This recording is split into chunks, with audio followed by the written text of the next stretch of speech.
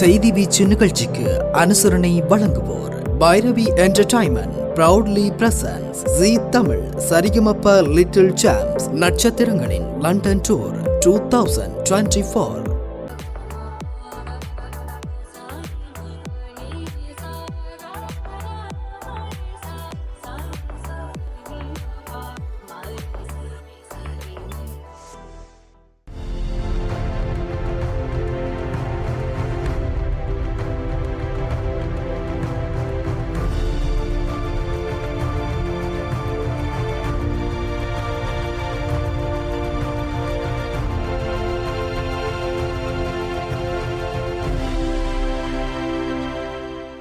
வணக்கம். இது ஐபிசி தமிழின் செய்தி வீச்சு. இன்றைய செய்தி வீச்சிலும் இலங்கை மற்றும் உலக நிலவரங்கள் காத்திருக்கின்றன. இலங்கை தீவில் சிங்கள மகா ஜனதாவுக்கும் அலுத் அவுருது எனப்படும் புத்தாண்டு விடுமுறை காலம் நெருங்கி வருவதால் புத்தாண்டு விடுமுறையும் அதனை மையப்படுத்திய விடுமுறை காலமும் நெருங்கி வருவதால் ரணில் ராஜபக்ச அரசாங்கம் சிங்கள மகா ஜனதாவை சற்று குளிர்மைப்படுத்தும் வகையில் அத்தியாவசிய பொருட்களின் விலைகளை குறைக்க பிரயத்தனப்படுவதான காட்சிப்படுத்தலை புத்தாண்டு காட்சிப்படுத்தலாக செய்கின்றது. அந்த வகையில் தமிழ் சிங்கள புத்தாண்டை முன்னிறுத்தி பாரம்பரிய பலகாரங்களை செய்வதற்குரிய செலவீனம் 2019 ஆண்டில் இருந்ததை விட இன்னமும் 2 மடங்கு அதிகமாக இருந்தாலும் கடந்த ஆண்டுடன் ஒப்பிடும்போது கொஞ்சூண்டு இந்த செலவீனம் குறைவாக, அதாவது 2% குறைவடைந்துள்ளதாக ஆய்வுகளில் குறிப்பிடப்பட்டுள்ளது.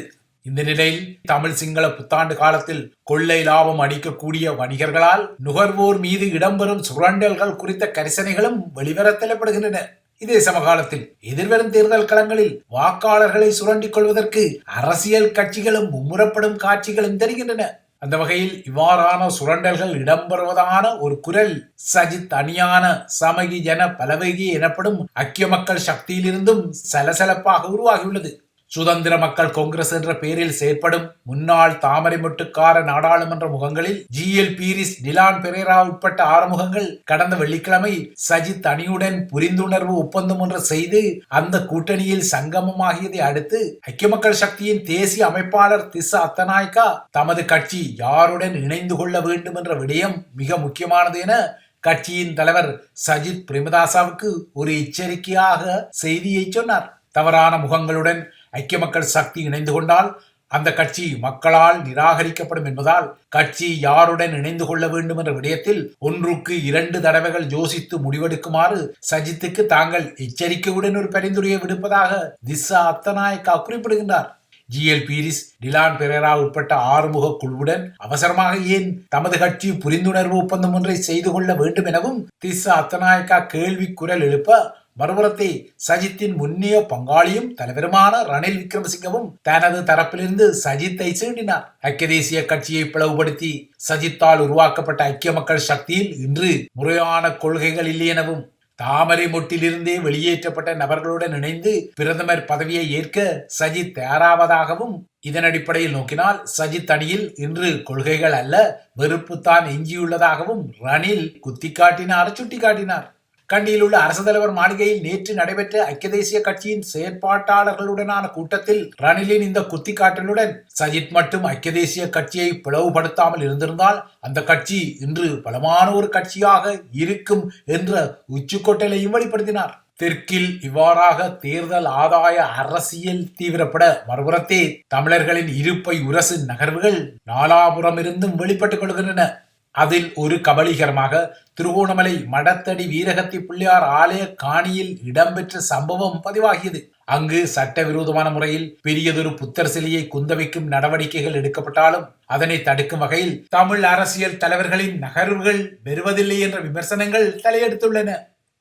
1650 ஆண்டளவில் பெரிய ராசகோன் முதலியார் என்பவரால் மடத்தடி வீரகத்தி பிள்ளையார் ஆலயம் திருமலையில் அவருக்கு சொந்தமாக இருந்த நிலத்தில் கட்டப்பட்டது.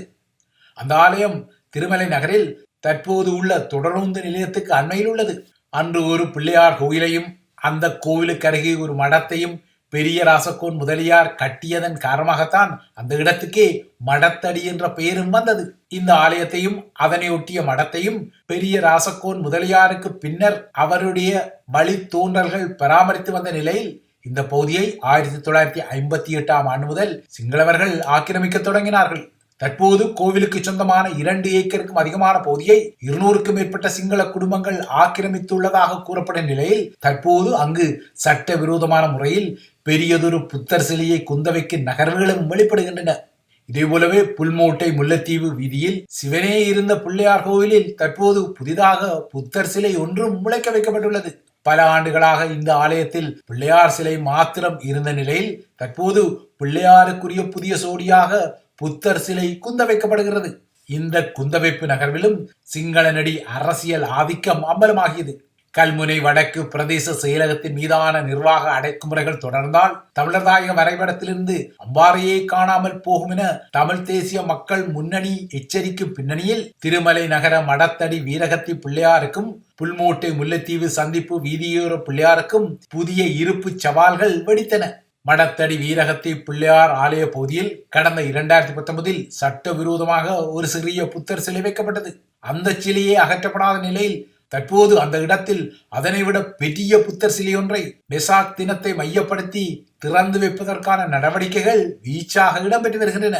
பௌத்த சிங்கள அடிப்படைவாத ஆக்கிரமிப்பை தொடர்ந்தும் எதிர்நோக்கும் தமிழர் தாய இடங்களில் திருமலை முக்கியமான ஒரு கொதிநிலைக்குரிய புள்ளியாக உள்ள பின்னணியில் தற்போது அந்த மாவட்டத்தில் இந்த விடயங்களை தடுக்கும் வகையில் ஓடியாடி செயற்பட வேண்டிய ஒரு தமிழ் நாடாளுமன்ற முகம் தேவைப்படுகின்றது என்ற செய்தி அறைந்து செல்லப்படுகின்றது.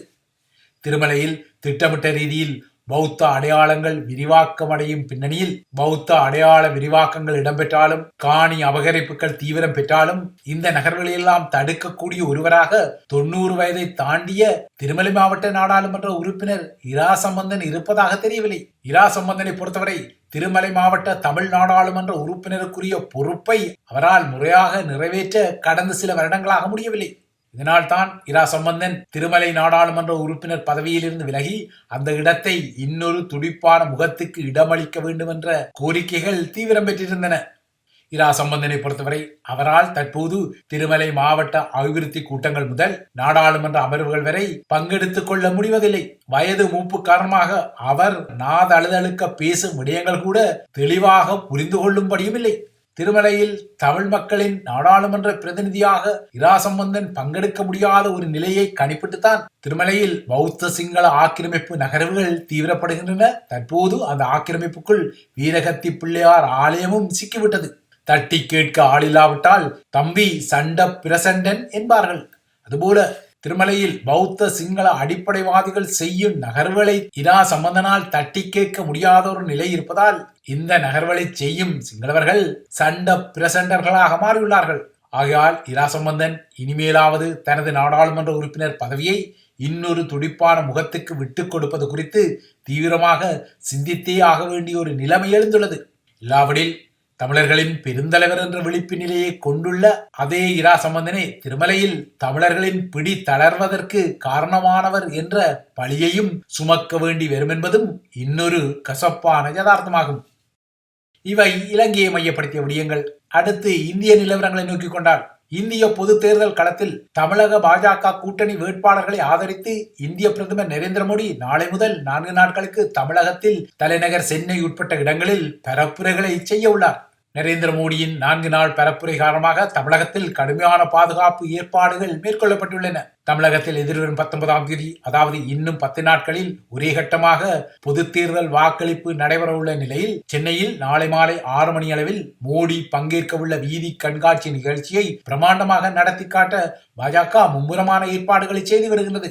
இந்திய நாடாளுமன்ற தேர்தலை மையப்படுத்தி தேர்தலுக்குரிய திகதி அறிவிக்கப்பட முன்னரே தமிழகத்துக்கு 5 முறை பிரதமர் நரேந்திர மோடி சென்றிருந்தார். அந்த வகையில் நாளை அவர் 6வது முறையாக தமிழகம் செல்வது குறிப்பிடத்தக்கது. மோடியின் பரப்புரையில் பாஜக கூட்டணி வேட்பாளரான புதிய நீதி கட்சி தலைவர் ஏசி சண்முகம், தருமபுரி தொகுதியில் பாஜக கூட்டணியில் போட்டியிடும் பாமக வேட்பாளர் சௌமியா அன்புமணி, தென் சென்னை தொகுதியில் பாஜகவுக்காக களமிறங்கிய தமிழிசை சவுந்தரராஜன் மற்றும் பாஜகவின் நட்சத்திர வேட்பாளர்களான எல் முருகன், அண்ணாமலை உட்பட்ட வேட்பாளர்களை ஆதரித்து மோடி பரப்புரை செய்ய உள்ளமை குறிப்பிடத்தக்கது.